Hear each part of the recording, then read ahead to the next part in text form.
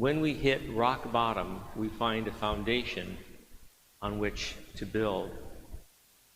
It very much is appropriate for us to think about that simple saying, because we're living in a time when it seems like many people are beginning to hit rock bottom, and society itself seems to be close to hitting rock bottom, and the world around us seems to be doing the same. When we hit rock bottom, we find a foundation on which to build.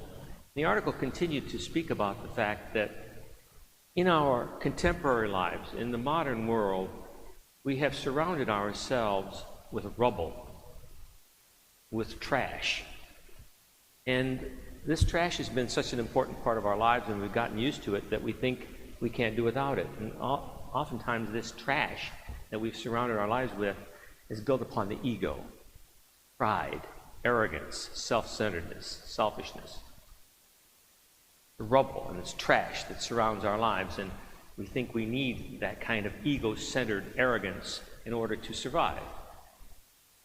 And it seems that the Lord is allowing us to be stripped, to allow us to be, in a certain sense, torn down, spiritually anyway, come to a point where we realize that as we're hitting rock bottom, that the rubble in our lives has been stripped away. This false security, this ego-centered arrogance has been stripped away. We can no longer depend upon ourselves as much as we thought we could before for the solutions to all the problems of life. But there is something beyond our control, and we know who the divine controller is. So when we hit rock bottom, we recognize that we have to build our lives on that foundation. What is that foundation? At the bottom of our lives, at the very foundation of our existence, is God.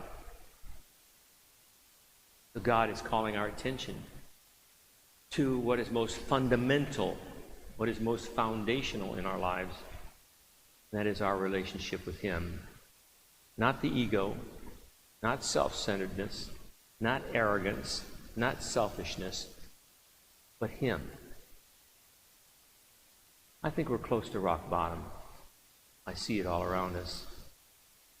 Perhaps until we do come to rock bottom as a world, until that happens, Lord may be allowing more of these experiences to go on in order for us to be called back to attention. And so today, as we call upon the name of the Lord in this Mass, either personally or virtually, we meditate and think about those words. When you hit rock bottom, you find a foundation on which to stand, and that foundation is God.